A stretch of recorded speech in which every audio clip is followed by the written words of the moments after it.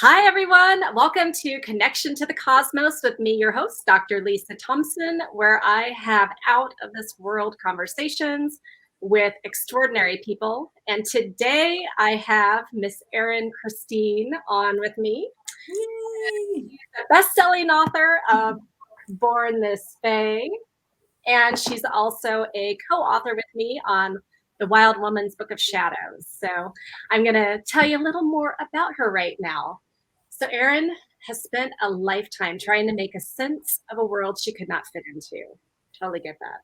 A storyteller, seer, poet, magician, Erin weaves her own world, breathing in a balance of human suffering and alchemy. She sees beyond the veil and feels the world's pain. This gift has granted her access to the deepest parts of herself and has led her to her sacred work. Erin is a tree-hugging, dirt-loving bug whisperer who's constantly on the lookout for the greatest treehouse ever created to live out the rest of her days. She has experienced a curious, unusual life that has been fraught with sexual and emotional abuse, chronic pain, and unexplained health issues. She discovered the secrets to her healing could be found by connecting deeply with nature after being introduced to spirit guides, the Faerie Realm, in 2002. This awakening has impacted Erin's life in unimaginable ways. She's a two-time best-selling author, certified transformational life coach, licensed massage therapist specializing in reflexology and toe reading, and Reiki master teacher. For almost 2 decades, she has traveled within and around the spirit realms, navigating life as a clairvoyant, clairaudient, and empath. She uses the power of storytelling and elements of nature to empower the curious, playful woman to fully embody her unique voice and connect deeply to her spirit. Wow. Erin, you are incredible. Thank you so much for being here with me today. Thank you. Thank you. Hello, everybody. God, there's so much there. And not only that, you have had ET alien encounters. So we're going to talk about that too. But first, what I want to talk about is, back in 2002 when you met the Faerie Realm, what how did that experience come about? Like, what state of consciousness were you in? How were they interacting with you? Well, physically, I was in the state of 7 months pregnant with my daughter, and I had gone to see an angel reader at the request of my mom. And we were first timers. I had no idea what to expect. And so I sat in on my session, and she said to me, she goes, "You have fairies flying all around you." And I just kind of sat there and I was like, "Oh, okay," and she she looked like she could have been an angel herself. She just I there was something about her. I believed her, but I had no frame of reference of what she was saying to me. And there were things that she said to me that were so spot on and resonant Mm-hmm. that I was like, this is a really curious experience. But I left her place with a list of resources, and one of them happened to be a meditation CD.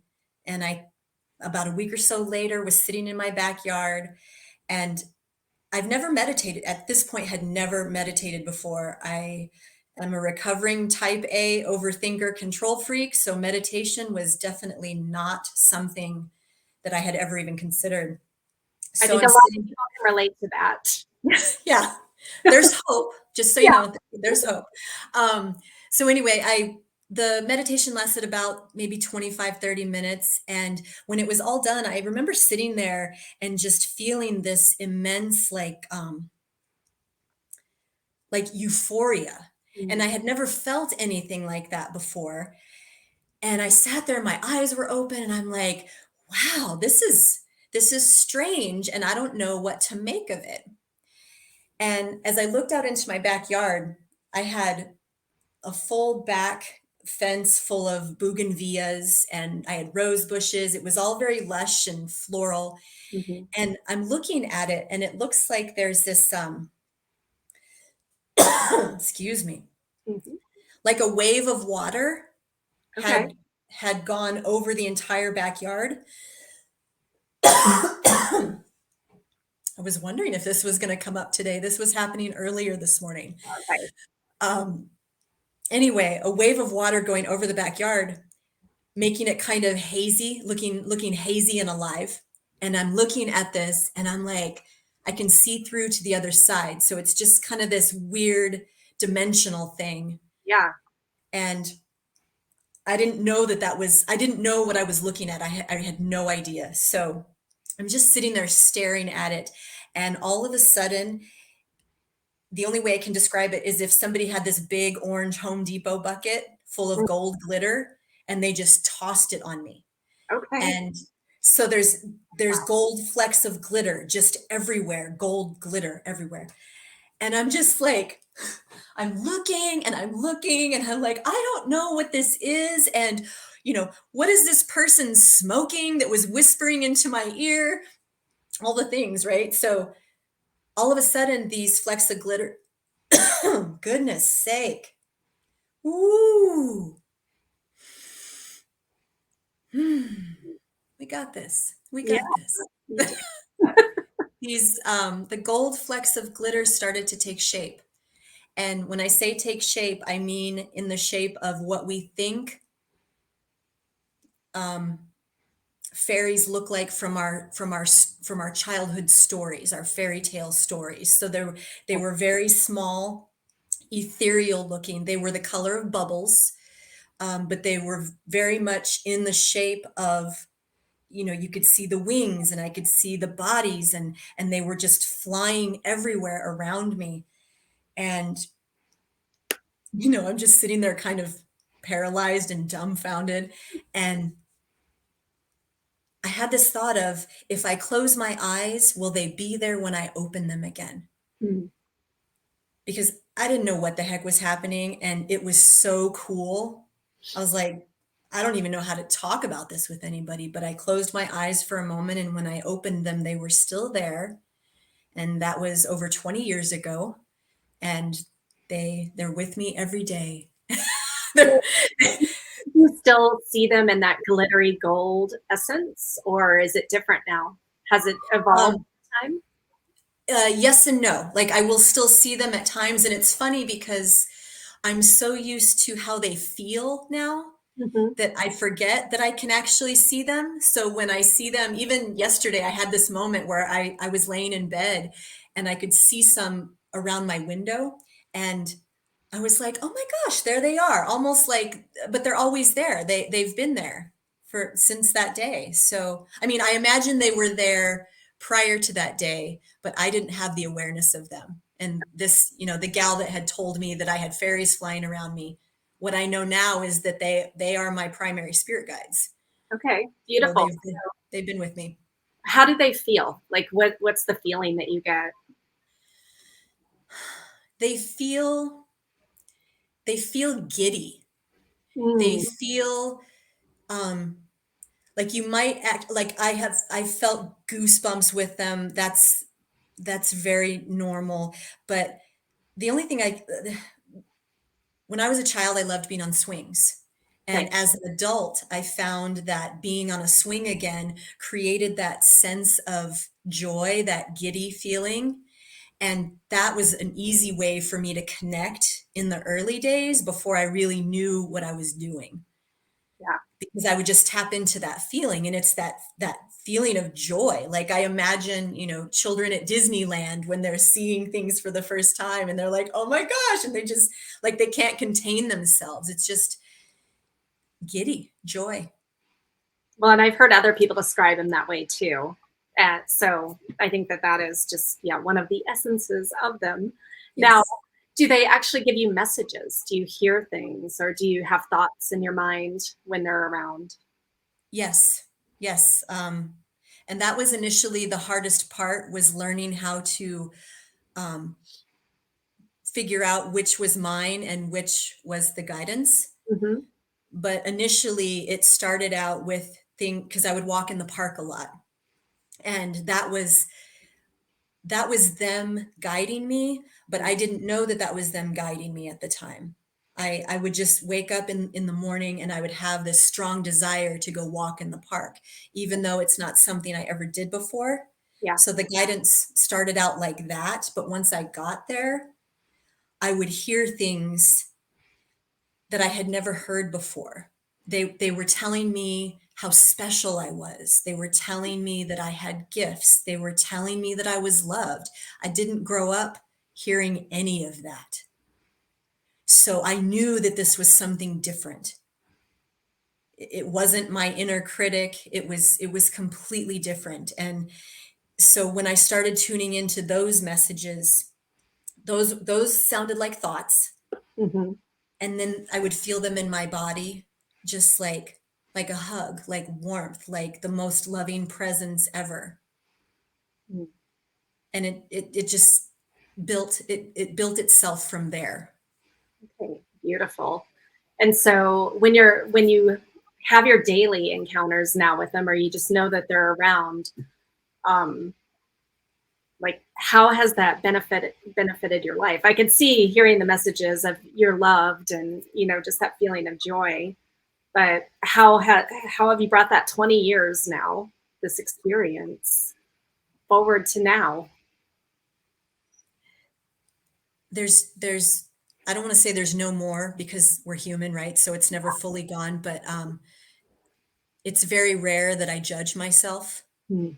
It's very rare that I criticize myself.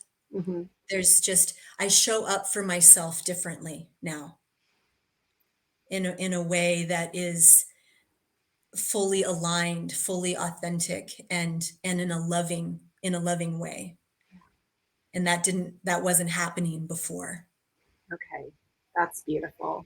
And I think everyone watching can really appreciate that, whether they're still in where you were in the past, and I've been there myself too, or whether they have found something that really helps them understand that perspective. Yeah, beautiful. So, okay, so we're going to switch gears just a little bit because this is connection to the cosmos. Now, we're talking about all things um, dimensional, like outside of Mhm. the Earth, but you have had your own alien encounters, and Yes. you shared a couple of the stories with me, but and you've had multiple experiences beyond that. So if you could first tell us about I guess the ones where you saw them and experienced them, and then we can talk about that other connection that you get. Okay. Okay. The first actual, like the first visitation was, I was married at the time. I did not have my daughter, so I had not had that awakening yet. My ex-husband was in a wedding. He was in the wedding party for his best friend. And the wedding happened to be up north in this wooded, and we were staying in these cabins overnight. And I woke up one night, it was maybe 3 or 4 in the morning, and the cabins had these little tiny window, like on the doors, there was this little tiny window. And I remember waking up and there was this alien face fully in the window. And I'm laying there in the middle of the forest in this cabin. And at that point, I did not have a relationship with nature that I have. I had a lot of fear around everything nature, of everything dark, everything that I couldn't see or make sense of. So seeing that face, I literally laid there frozen. And that was the end of it. I laid there until I don't know if I fell back asleep. I don't know what happened after that. But we went on with our day and that was the end of it. And I'm trying to remember when that actually was too in relation to my actual awakening, and I can't. I think back to like that person doesn't exist anymore. Yeah. That fearful, frozen person doesn't Right. exist anymore. So, Can you describe what you saw, like physically, like the face? physically, and I'm just gonna reference your fun folk in the back. I don't know their names, but I'm gonna go with the smaller, more violet looking one. Uh-huh. That was the face Okay. in the window, and I didn't see anything, and there wasn't any well, I don't want to say there wasn't any because I wasn't tuned into my body and into the perceptions that I am now. So I wouldn't have known to even ask, who are you? I wouldn't have known to feel into it and know that it was okay to not be afraid. I didn't know any of that. Right. Well, and I think when people, I mean, one of the reasons why I want to do this show is because a lot of people, if they haven't experienced that or been awakened yet, had different kind of experiences, that the fear of the unknown is so powerful, right? And we turn it into a scary thing where we're like, oh my God, what is that? Right. So the more that we talk about it and really, I mean, obviously it didn't want to harm you because you're here with us. Right. So Well, and they continue to come back. So and that's one of the things, like people are like, oh my God, they're taking me, or they're like, they have so much fear around, they want to hurt us or they want to control us and take over. And they could have already done that, right? yeah. Fully. Yeah. Yeah. Okay. So tell me more about your recent experience. I had one, this was probably, I want to say maybe 2017, 2018.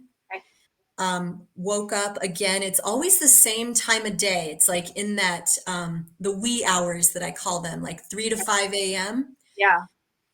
when things are kind of cloudy and Mhm. confusing. But I had one standing at the foot of my bed. Now, granted, at this point, I had been connecting for many, many years. And so I was curious. I wasn't afraid.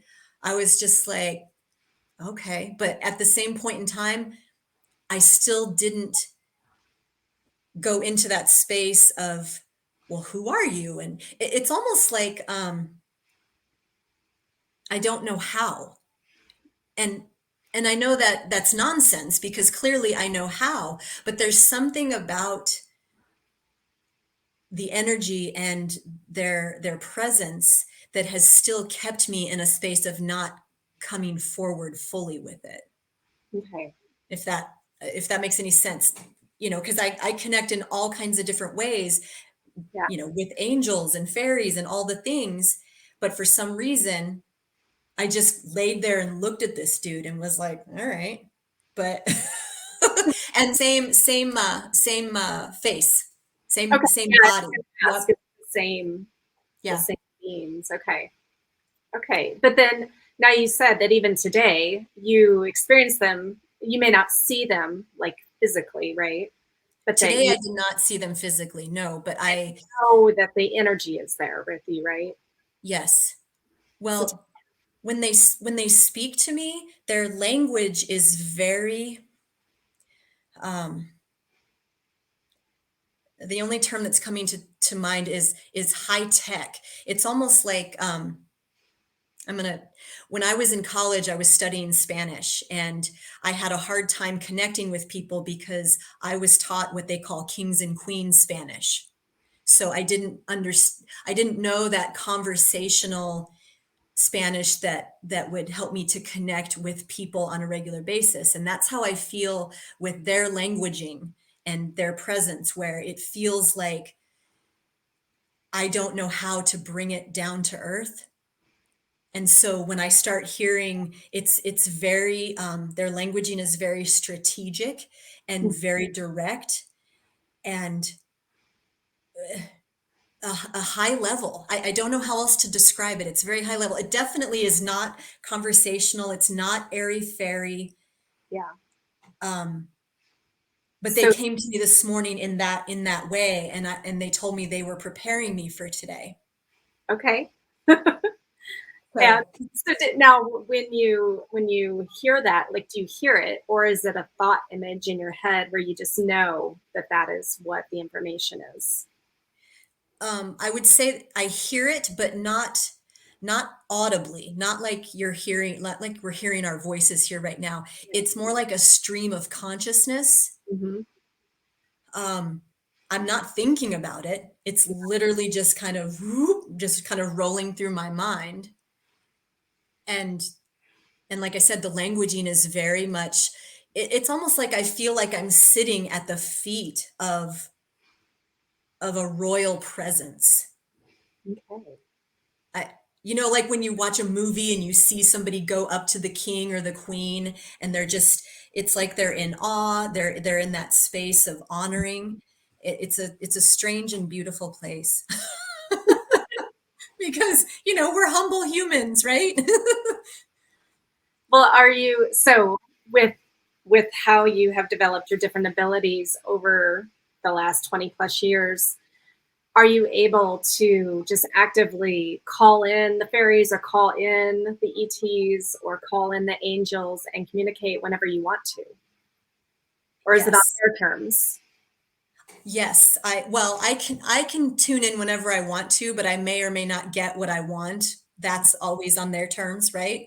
Right. Um, I will say when I was working my 9 to 5 job, I was doing the same sort of work for over 18 years, and I watched my evolution through that because as I evolved more, my body got more sensitive. I couldn't handle situations the same way.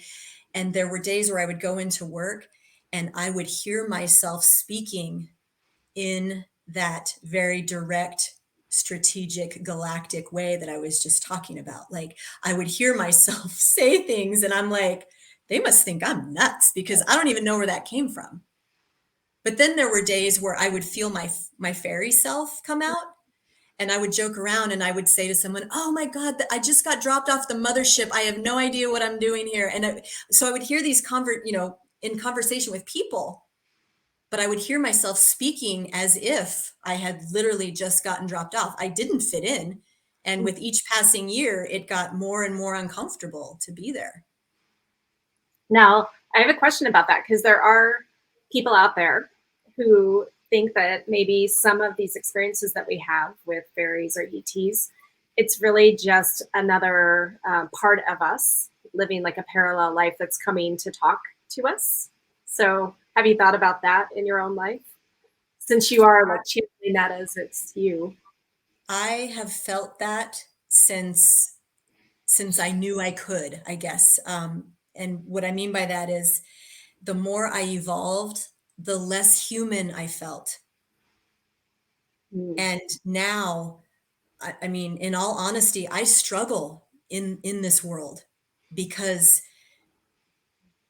being around people is really hard. If you're not around the people that are nurturing and that feel safe, it's really hard to be in them yeah. when you've gone from this point to where I'm at right now, where it's like I just can't. The vibe is too dense.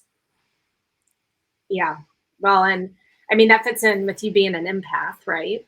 So people who are highly empathic are really taking on other people's emotions, feelings, and Mhm. heaviness. So for you navigating this world, how do you deal with that, being an empath? Um, I make fun of myself a lot.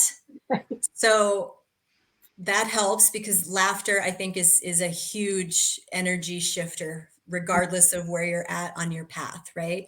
Yeah. So I'm always looking for ways to laugh and just make fun of, life is funny and God created that, right? We're not supposed to take it so seriously. Um, so laughing, I guess, would be the main thing. I have all my tools and tricks of the trade. They don't always work, and I don't always remember who I am. I don't always remember what I have available to me. And so I will struggle sometimes. Yeah. Well, I think that's refreshing for people to hear because I think people, including myself, even if we do have a full toolkit with modalities and other things that we've learned, techniques, but we are still human, right? Mhm. And so we do have moments. But what I really want people to understand, this human body, this isn't who we really are. Mm-mm. This is just a temporary costume that we're wearing, a Mhm. experience we're having to feed back to source. And you're right about, like, when we take life really seriously, it does bring that heaviness, that density to this earth reality, but the lighter, more joyful that we can be, and purposely, then we're raising our vibration, and life just gets better. Yes. And I even, at least recently, I mean, there's so much heaviness collectively. Yeah. We can't fix that. Like, I don't believe that I have enough energy or love to fix that. And even all of us, like, we're not going to be able to fix all the pain No. as much as we would love to, because it's heartbreaking and it's heavy. But being able to seek out those moments of laughter or joy, whatever it is, go to the park and swing on a swing, Yeah. just to find those moments, because that creates that ripple effect. It And does. we know what happens when a ripple effect goes on. So Yeah. So I know. So for everyone, just even doing things for yourself to lift yourself up, to feel love, to feel joy, then that does reverberate out throughout the universe. So and it thank does make a difference. You know what I mean? you. I Yeah. mean, I say that we're never going to take away all this pain, and we're not, but don't for 1 minute think that we're not making a huge dent in the collective. Yes. Yeah. Beautiful. So, okay. So then you wrote this book, which is fantastic. I loved it. I couldn't put it down. I read it in one sitting. And so, 20 years ago, you meet your fairies. And now, here, 20 years later, you birth the book. So, what finally, I guess, prompted you to write the book? What inspired you to get the message out? I think that my boss basically said, "You need to shit or get off the pot." Um, I don't believe I had a choice. The book has been writing itself for the last 20 years. And, I've wanted to be a writer since I was in grade school. I had no idea I would be writing about these topics. Mm-hmm. And when I came to the understanding and knowing I had this desire to be an author, I was like, oh, well, I need to have this agenda and this outline, and I'm going to do these things every day and write this many words. And that's how I thought I was supposed to show up. And the book was written by me just showing up every single day, showing up for confusion, showing up for, I hate myself, showing up for what's wrong with these people, showing up for abuse and all of the things. And that's how the book was written. And I really don't, I don't know how, there wasn't a moment. It was almost just like, it's time. And it happened. Everything fell into place. All the resources were there. The time was there. Everything magically happened. And I look back, and I used to pray on it so much and ask for guidance on it. And my guides would just tell me, we will write this book for you. You just have to show up. Mm. And I was like, but I can't sit still, right? So the thought of me sitting in front of a computer to type was excruciating. But that was the showing up, was just me showing up. Yeah. Whatever the day had, I showed up for it. And then the book literally just birthed itself. And my guides kept their promise. The actual writing was a breeze. The last 20 years, Yeah. been rough, okay? But the book itself was a breeze. Well, so you do, I mean, like in your bio that you sent, you do talk about, like, you've had a lot of trauma in your life. You've had sexual and emotional abuse. And I know you went through the breast implant syndrome, and you've had, you know, different things. So how have you been able to get yourself out of that and, like, turned around where you aren't just laying in bed all day, just like, I can't do life? I can only say that it was by the grace of something greater than myself, because I have laid in bed many days and said, I can't do this life. And something got me up. Something put a new awareness in my head. Something made me go outside, and just little detail things that maybe wouldn't even, like, people wouldn't even notice necessarily. Like, for example, somebody with a bee flying around their head, Yeah. that became my therapy. But I had to learn that, and I had to move through my own fear, and I had to trust that them being so close to my ear was medicine. And it was scary until it wasn't. And then I I just did these little things that didn't make sense, and I watched my behavior change. I watched myself get out of bed. I watched people come into my life that had information for me that I didn't know. I've always been supported. Like, we as a people, we are always supported. Even when life sucks, Yeah. it's always there. Yeah. Well, so tell me about the bees, because I know that's one of the other, besides fairies, the bees are just like part of your spirit team, right? Yes. Bees have been hanging around me since I was a kid. And I remember my grandfather, he was the photographer of the family, and it was his hobby, but it was his passion. And because of, his generation, he was also very uppity if he didn't get the pictures that he wanted.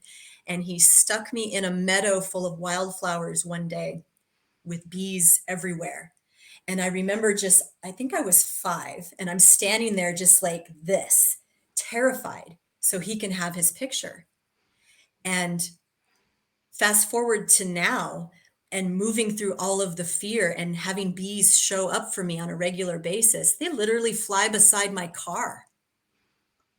I'll be on the freeway and there's a bee flying beside my car, and I'm like, okay. They'll land right on my windshield in the middle of like a non-nature type area.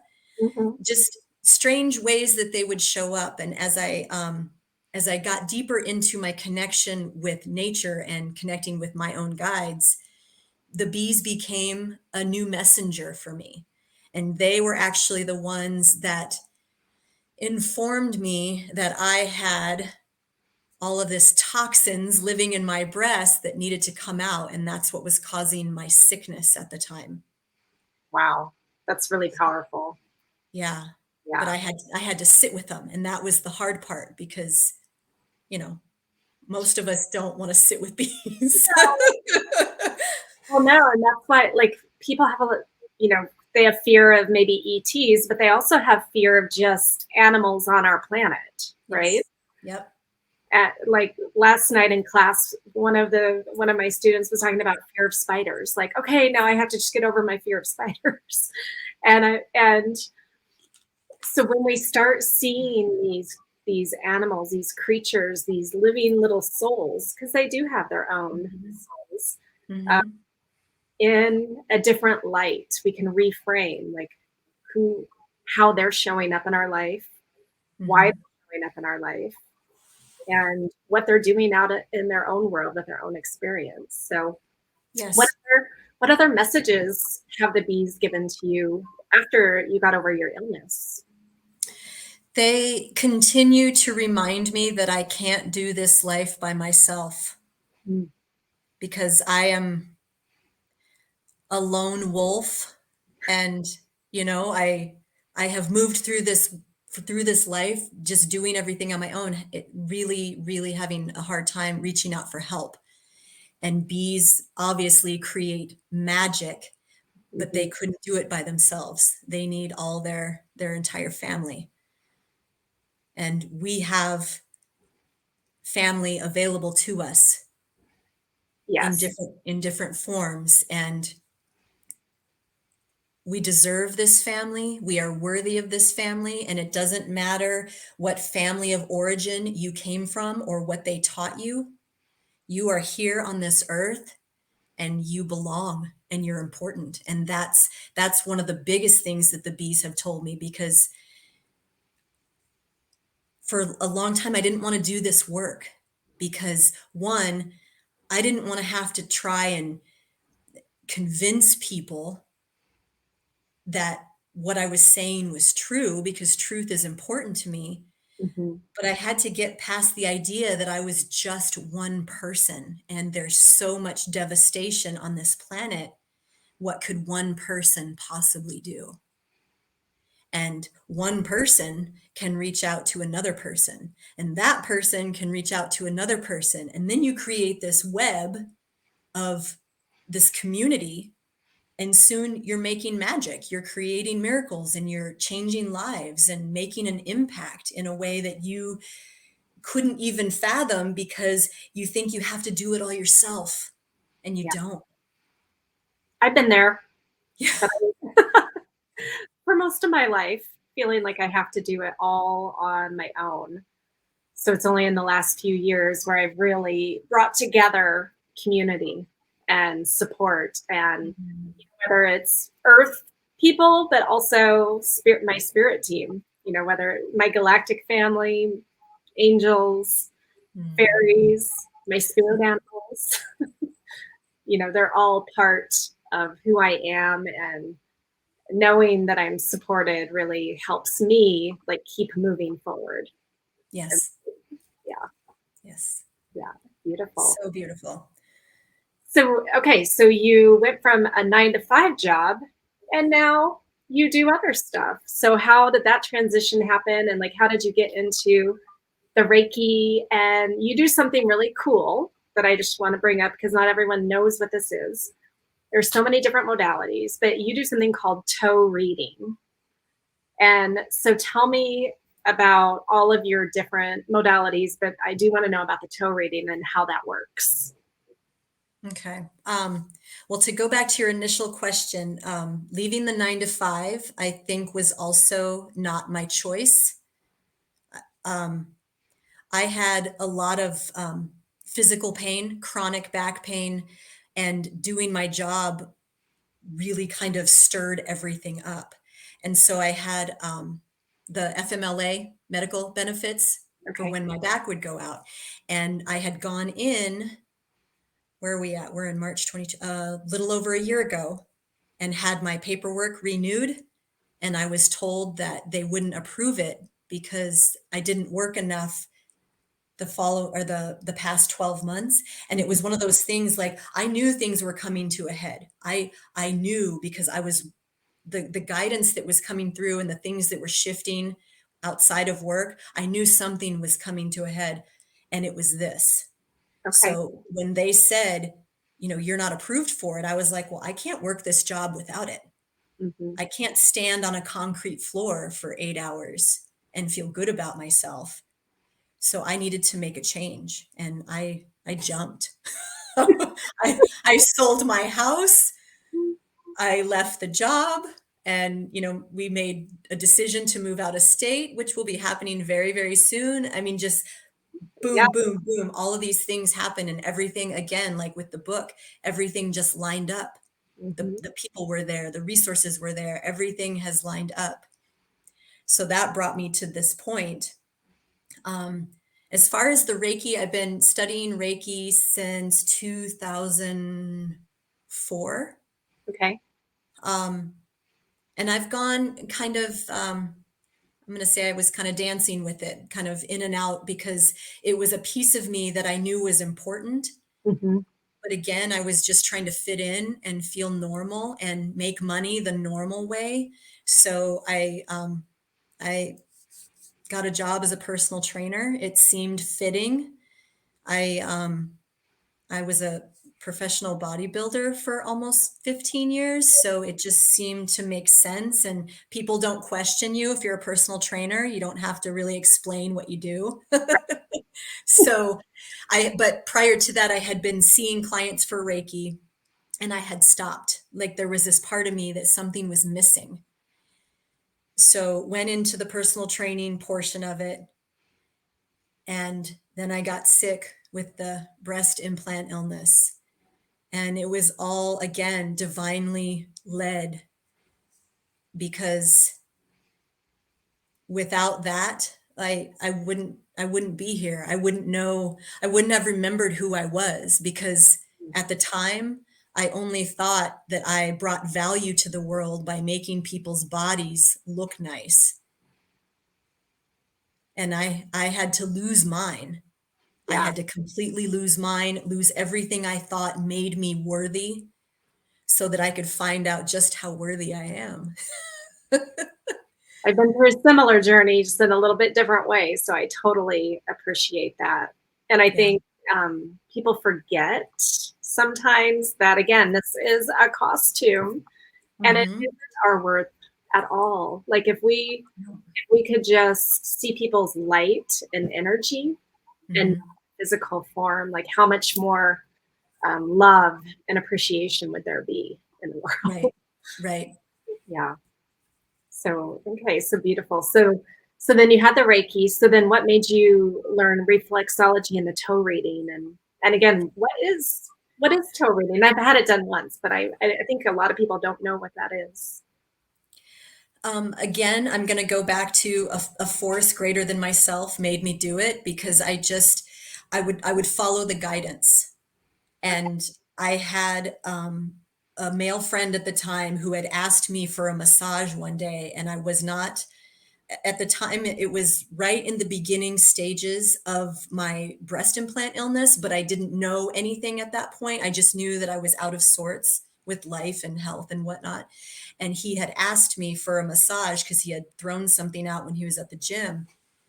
And he told me, he goes, "You should be doing this professionally." He goes, "I would totally pay you." He goes, "There's something, what you're doing, you need to be doing professionally." And that's not a space I ever saw myself in. Mhm. But as I was working on his upper back, I was feeling these shoots of energy go up into my lower body, like from my leg all the way up into my glutes.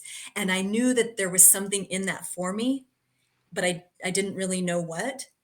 And 2 days later, I was signed up for the massage therapy program at one of our schools here in Phoenix. Okay. And we had to pick a specialty, and I chose reflexology. I had no idea about any of this. I was like, I don't know why I'm here, but I feel this immense calling. Here's Mhm. my money. And I went in thinking that this is going to be a way for me, because in my brain I was still a personal trainer. I had just had surgery recovering from a ruptured breast implant, and I Mhm. had a new set go in, so I was on leave from that.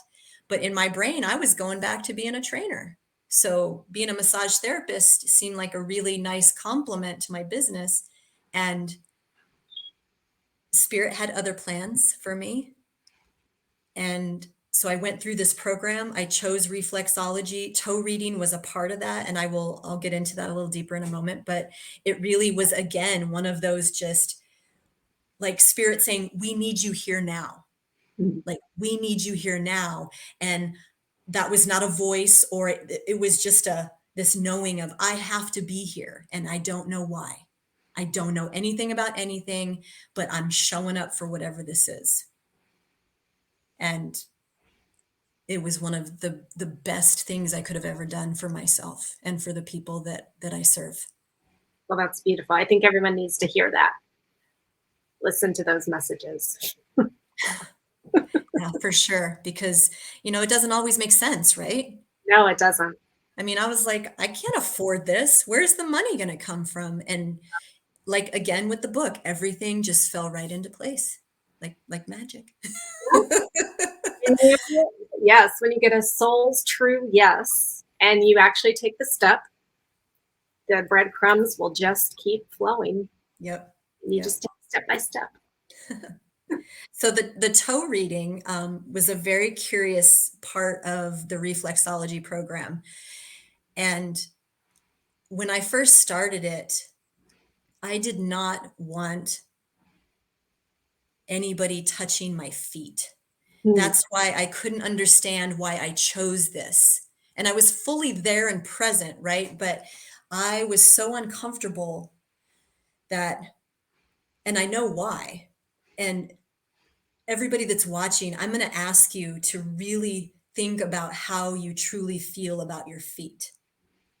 Just what's your gut response of how do you feel about your feet? And I went into that program thinking that my feet look just like my dad's. They're flat.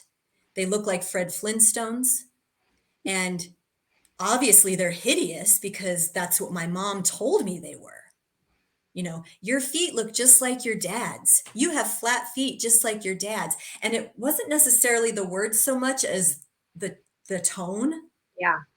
And when I got into this program, looking at like all that stuff comes to light. And as I started, you know, seeing those things, so our traumas and our stories, they like to live in our bodies, Mm. especially the feet. Our feet are representative of our path. So where we've come from and where we're going. And most folks don't want their feet touched. They don't want them looked at. And there's a reason for that because it's hiding all of our stuff that we're trying to hide it because that's our secrets, right? That's our stories. And if people knew that, they would judge us. Mm. That's the Yeah. thing that plays in our brains. So I was going through this program and I was releasing traumas and I was having these awarenesses and I was like, holy shit, this is some powerful work. It's crazy. And I know I referenced something in the book, a trauma that I had in 2018 that showed up in my feet. And to this day, I still like, it's just incredible. It's incredible. So So for tell us those, more about that. Yeah, tell it. say Tell again? it. Tell us more So about that for those who haven't. for those people that are watching, I experienced a rape in 2018 by somebody that I had known for several years, somebody that I trusted. And a few days after the experience, I was sitting in a class and the teacher asked, she was going around the room asking people to reflect on the night before's homework or whatever. And when she got to me, I said, I don't really know, like, I don't have anything to say on this. I just feel really angry right now, and I don't know why. And prior to that class, I was sitting in a class like 3 days before, and I looked down at my feet. And most of the classes we were barefoot in because we were always doing some kind of body work. And I looked down at my feet, and they looked like they were boiling. Mm. They were red, they were swollen, and the toes didn't even touch the ground. And they literally looked like Fred Flintstone feet, but completely inflamed. If toes could feel a feeling, mine were feeling enraged. Wow. Yeah. And it was visually coming out. Mm-hmm. So I snapped a picture of it because I was like, this is curious. I'm taking this with me when I go to class next because I'm curious, right? And that started the healing process. So when I get to the other class and the teacher's saying, hey, you know, how did you, you know, tell me about your night last night? And I'm like, well, I'm super angry right now. I don't know. And I had this attitude. And the teacher was somebody that she was the head of the program. And she had been one of my greatest supporters. And we had a beautiful rapport. And she comes over to me and she like pushes my shoulder and she goes, you want to hit me? And I go, what? She hits me. She, you know, you want to hit me? And she's like egging me on. And this little woman is she's a spitfire, beautiful soul. And I always think of her as a cross between Byron Katie and Roseanne Barr. She's amazing, but she takes shit from nobody and she will tell you what needs to be said. So she's poking at me and I'm like, no. You want to hit me, Erin? You want to hit me? No. But something inside of me just like exploded and I stood up out of my chair. I remember throwing my sweater off and she's holding this bolster pillow around her midsection and I just start kicking at it. And I'm kicking at it. I have no shoes on. I'm kicking this little tiny woman. She's maybe 5 foot, kicking at her. And there's a classroom of people watching. And I am having some kind of out of body experience where I'm just enraged and taking it all out on her presence. Mhm. And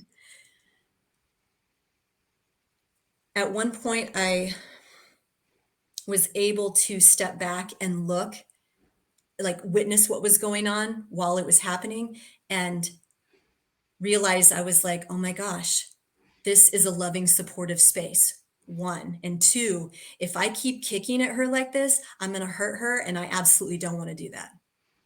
So I turned away from her, start kicking the door. There was a door that separated 2 classrooms, kicking a door. And this maybe lasted like 5 minutes. And when it was done, I sat down and everybody's looking and the teacher, she's so funny. She goes, that's a perfect segue into our next section. And she just rolled with it. And that was the end of that experience. But within 8 days, my toes had completely shifted. And there's a picture of it in the book where they don't even look like the same person's feet. Yeah. And I share that story in the book because I want people to understand that when you're given a safe space to move that energy out of your body, it's done. Like I have completely forgiven the person, the experience, myself. It's done. It's not in my body anymore. And I can say that with my goosebumps in full awareness of all of that. But if I didn't have that space, who knows where I would be right now? Mm-hmm. Beautiful. So, what would be your advice to people to create that safe space if they don't feel like they have it? Would it be to Ask, seek out? say again. Would it be to seek out I would, coaches or? what comes to me is ask. And when I say ask, for me, spirit always knows what's on your heart. Mm-hmm. And if you're seeking support, it's going to show up for you. The thing that we struggle with is sometimes it doesn't always look like who we think it should be. So we don't accept it. So if I would have not accepted my teacher's help because I thought she was being really intrusive Mm-hmm. and, like a bully, but I already knew who she was and I knew she had my best interest at heart. So I knew I could step into that space no matter what was going to happen. Yeah. So that's the thing is your support is there. You just have to be willing to be like, oh, it doesn't look like what I initially thought, but I'm going to let it in and I'm going to trust. I'm going to trust. Trust. That's a huge thing, Yeah. right? Yes. Easier said than done sometimes, especially if we do come from trauma background. Yes. Yeah, beautiful. Okay, so thank you for sharing that. You're welcome.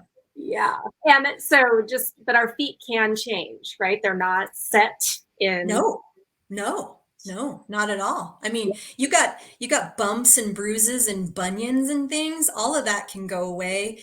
And all it takes is a new awareness. So basically just a light switch. So a toe reading is basically me or somebody sitting at somebody's feet and just asking them questions of what they're noticing. And because each person's feet are going to show up differently, Mhm. there's no way to really say this is how a toe reading goes. Okay. It's very intuitive work. I mean, there are elements. Each toe represents a certain element, and we can get into chakra work and all of that, all of those kind of that, what's the word I'm looking for? The body hologram will show up in the feet. So that goes back to the reflexology piece. Okay. So there are many ways that we can access information there, but it's really intuitive work. And so if someone shows up to me and all of a sudden, I'm like, oh my gosh, have you ever considered, and I just ask a question, have you ever considered, blah, blah, blah. And they look at me and they get this like, oh my gosh, how did you know? Da, da, da. And you pick up on these nuances of the feet, and they're different each time. So there's really, it's fascinating work. It's fun work. And it can really, just one question, like I said, can turn a whole person's perspective around, and the feet will shift. Yeah. Beautiful. Just like I know the lines in our hands can change over time as well. See, So that I did not know. So the fingerprints don't change, but the lines in the hands can change. interesting. Yeah. That's interesting. I like that. Yeah. So the body, it's a great representation of what is going on, truly. Yes. Yes. Okay. So how do you like working with people? Like, how do you work with your clients? What's your ideal client? My ideal client is somebody that is open and ready. When I work with a client, they come to me, and I'll ask them, what is it you're looking for? Because sometimes they'll say, oh, well, I want a massage. And I'll ask them, are you okay with any dialogue? Because I'll have things come up for me in the middle of a massage. And if they're open to dialogue, that whole session can take on a life of its own. Mm. So I get some initial information from a client, and then I ask them, I said, do you want to choose, or do you want me to sit in a space of this and kind of go with the flow? And so I give them that permission. Mhm. But it's really, most of the people that come see me, they want the freedom to surrender. Like they don't want to have to decide, because life is hard, right? They want to come to the table and they want some peace. And so I like knowing that I can bring them some peace just by helping them surrender to the flow of whatever it is. Beautiful. So do you work only in person, or do you actually ever do online clients with your coaching and things? I am doing more online now. And like I said earlier, I'm moving, so I'm going to be losing all of my physical clients, which is so incredibly sad because I love them all, right? So I will be doing in-person sessions once I get settled in the new house. But And you're moving to where? Colorado? Colorado, yes, moving to Colorado. Just for people watching, if they're nearby. We will be in Fort Collins. Okay. I say we the spirit team, we will be in Fort Collins. Yes. So but I am transitioning more to online work, doing more teaching online. I've been doing toe readings online for a while. So I'm in a space of learning, really, of how to transition. And most of the work I can do, it can be done online. And so I'm just kind of getting comfortable with that. Okay. Do you do So distance Reiki? Because I know some people do. yes, I can do that. Yes, for sure. Okay. Because we have an audience all over the world. So I just want to make sure that if anyone wants to work with you, that they know what you might be able to offer them if they don't live physically in Phoenix right now or in Colorado, as you know. Yes. Yeah. Yes, there's lots of options. I'm even branching out to doing cacao ceremonies online. So Okay. those I've been doing in person, but that's my next step, is to be able to create those online. So Okay. Beautiful. Beautiful. Well, so we're going to just wrap up now. And what I want, before I give all your information, because we want to make sure people know how to find you and okay. where to get your book and stuff. But For those of you watching, I am looking for other guests to interview that have fascinating stories and experiences, whether it's in the fairy realm, it's in the ET, extra dimensional realm, anything connected with the cosmos and this non 3D Earth. So if you're interested in being a guest or you know someone that would be fascinating, please send them my way. And then I also want to know, what do you want to hear about? What kind of topics do you want to hear about? So give me some feedback there. I do have some new galactic classes that will be coming out, so stay tuned for that. I am in week 2 of my 3-week class of Connection to the Cosmos right now, but stay tuned for new classes. I want to introduce my new Oracle deck that came last week. It birthed my Aloha Spirit Oracle deck. And this has been in process since mid last year, finally has come to fruition. And then if you are in Hawaii, if you're visiting Hawaii on the Big Island, then definitely come meet me and my husband Skip and come on a Big Island UFO tour. And I just want to share just a really quick story about what happened last week when we had 2 different experiences with UFOs. So on Tuesday, which was the 2222 portal, we gathered with a group of friends. So it wasn't a paid tour, but we gathered with a group of friends where we did a meditation. I actually led the meditation to raise vibration and call the ETs in.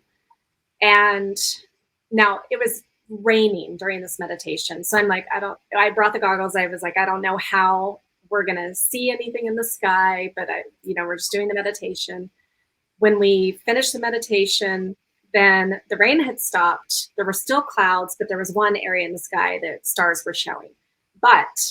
So most people had given up, like, okay, we're not going to be able to see stars and look through the goggles. My husband and I were walking up to the upper part where the cars are parked, and through the clouds, because it's fully cloudy, we see a very precise pyramid shape light coming through the clouds, like full outline and huge. And as I say that, I'm getting my chills. And so we see this pyramid in the clouds. And then my friend Brittany, we were at her house doing this, she fully had seen it down where she was too, in the lower part of the property.